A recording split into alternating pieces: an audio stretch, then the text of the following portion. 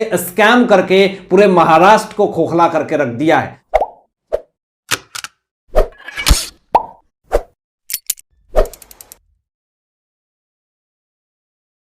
नमस्कार। मनसे कार्यकर्ताओं का एक बहुत बड़ा हमला हुआ है ताज होटल के सामने, जो मैं आपको बताने वाला हूं। मुंबई की एक बहुत बड़ी घटना निकल करके सामने आ रही है और एनसीपी का बड़ा घोटाला क्या है वो भी आपको बताएंगे इस वीडियो में। आपको बता दें दोस्तों कि मनसे कार्यकर्ताओं ने क्यों आईपीएल के खिलाड़ियों के बस को उड़ा दिया, रीजंस क्या है ये मैं आपको बता दूं कि ये घटना रात के 11 से 11:30 बजे के बीच में हुई है और आईपीएल के खिलाड़ियों को जो बस लेकर के आ रही थी उसको ताज होटल के सामने उड़ा दिया गया। अब मनसे कार्यकर्ताओं के दो बड़े कार्यकर्ताओं को जो पुलिस है उसने, मुंबई पुलिस ने गिरफ्तार भी कर लिया है। लेकिन आपको बता दें कि रीजंस क्या है, क्यों उन्होंने आईपीएल के खिलाड़ियों की बस को उड़ा दिया। सबसे पहले बता दें, कोलाबा थाने ने मनसे उपाध्यक्ष को गिरफ्तार कर लिया है और 2 लोगों को गिरफ्तार किया है। समस्या और रीजन ये बताया जा रहा है कि आईपीएल के खिलाड़ियों के बस को क्यों उड़ाया गया। रीजंस ये था कि आईपीएल के जो खिलाड़ी हैं उनको मुंबई के कारोबारियों तक पहुंचाने का काम नहीं सौंपा दिया जा रहा था, जिस कारण से मनसे कार्यकर्ताओं ने बस को बम से उड़ा दिया। दोस्तों, सिर्फ यही बात थी कि आईपीएल खिलाड़ी को बड़े कारोबारियों तक नहीं पहुंचाई जा रही थी, नहीं पहुंचाने का काम दिया जा रहा था, तो क्या आप बस को उड़ा देंगे? मनसे कार्यकर्ता पूरी तरीके से आक्रामक हो गई। रीजन सी बस यही है, छोटी सी, आप किसी के जान के साथ खिलवाड़ करेंगे।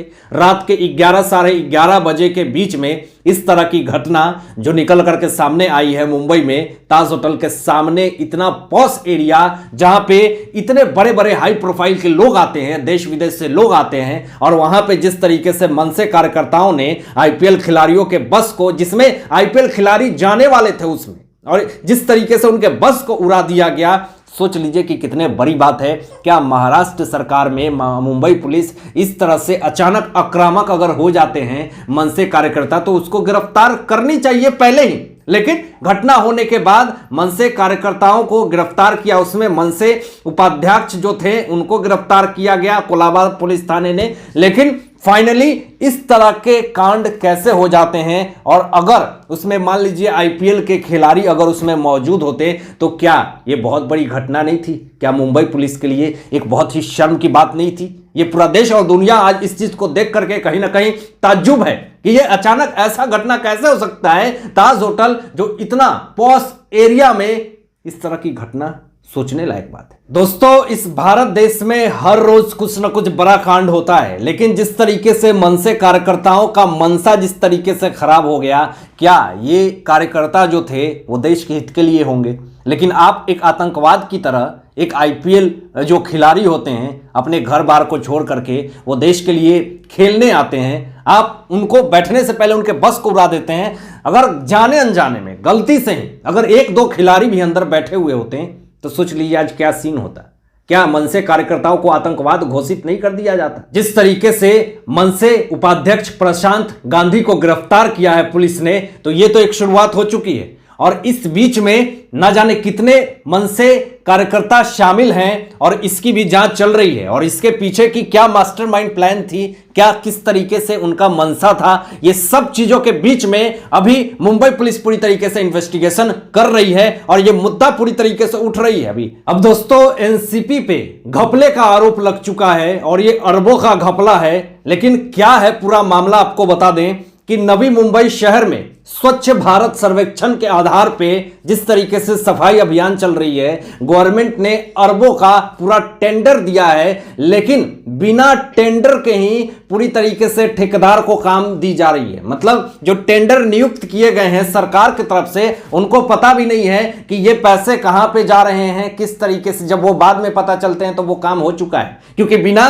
टेंडर लिए हुए ही अपने ठेकेदार से काम करवा रहे हैं। तो इस पे पूरी तरीके से करोड़ों का अरबों का घपला जिस तरीके से हो रहा है और एनसीपी ने पूरी तरीके से घपला करी है, यह आरोप पूरी तरीके से लग चुका है। स्वच्छ भारत सर्वेक्षण के आधार पे आपको बता दें कि सड़कों पे पेंटिंग करना, दीवार पे पेंटिंग करना, पार्क बनाना या फिर प्रतिमा को स्थापित करना सड़कों पे, ये सारे काम जो हैं वो हैं इसमें, और पूरी तरीके से जोर शोर से सफाई अभियान पूरी तरीके से चल रही है। लेकिन बिना टेंडर के काम किया जा रहा है और अपने ठेकेदारों से काम करवाया जा रहा है, तो इसमें करोड़ों रुपए के घपले जिस तरीके से हो रहे हैं, ऐसी स्थिति में फिर से एक बार एनसीपी जो है वो शक के सुई पे पूरी तरीके से लटक रही है। दोस्तों, एनसीपी के नेता कैबिनेट मंत्री नवाब मलिक की मुसीबतें तो पूरी तरीके से बढ़ रही है। बॉम्बे हाई कोर्ट ने उनके जो जमानत की याचिका है उसको पूरी तरीके से खारिज करके रख दी है। पीएमएलए कोर्ट ने तो साफ इनको जुडिशियल कस्टडी में भेज दिया है। एक तरफ समस्याएं बढ़ती हुई जा रही हैं और इनके पार्टी जिस तरीके से घपलेबाजी के आरोप में फंस रहे हैं, बिना टेंडर के काम किया जा रहा है, तो ऐसी स्थिति में पूरा जो एनसीपी है वो कहीं ना कहीं पूरी तरीके से एक्सपोज होती हुई दिख रही है। लेकिन इन सब मामलों में आपको बता दें दोस्तों कि किरीट सोमैया जो कि बीजेपी के बहुत बड़े नेता हैं, उन्होंने क्या बहुत बड़ा बात कह दिया है नवाब मलिक के ऊपर कि अभी आगे आगे देखो होता है क्या, कौन कौन बड़े बड़े नेता हैं वो पूरी तरीके से उनके काले चिट्ठे जो हैं वो सामने आने वाले हैं। बहुत जल्द एक बड़ा खुलासा करूंगा। तो इस तरह से किरीट सोमैया ने चेतावनी दी है कि वो सारे नेता दलाल जो खुद को अपने आप को ये समझते हैं कि कानून जो है वो मेरे मुट्ठी में है, मैं कानून को चाहूं तो जैसे मन वैसे चला सकता हूं, कानून को जैसे मन वैसे घुमा सकता हूं, तो ऐसे लोगों को किरीट सोमैया ने चेतावनी दे दी है कि बहुत जल्द मेरे हिसाब से बड़े बड़े नेता, महाविकास आघाड़ी सरकार के जो 2 बड़े नेता हैं वो तो जेल में है ही, आने वाला समय जो है जिसपे अनिल परब पे उन्होंने कहा था, परिवहन मंत्री जो हैं उनके ऊपर खुद कहा था कि ये एक बहुत बड़ा स्कैम किया है, इसने रिजॉर्ट पूरी तरीके से इसने बनाया है इलीगली।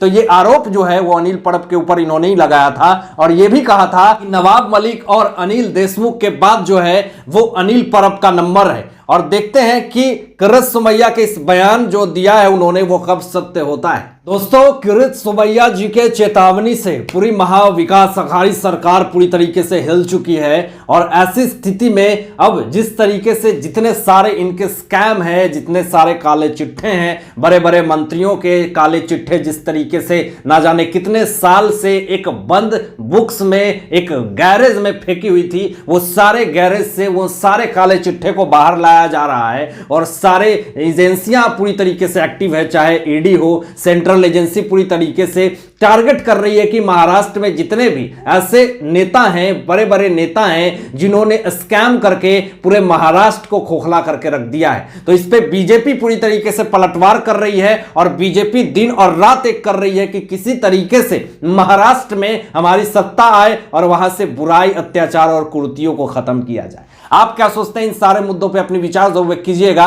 और ऐसे ही लेटेस्ट अपडेट पाने के लिए इस चैनल को सब्सक्राइब करके बेल आइकन प्रेस कर दीजिएगा और अपना ध्यान रखिएगा। सत्यमेव जयते, जय हिंद।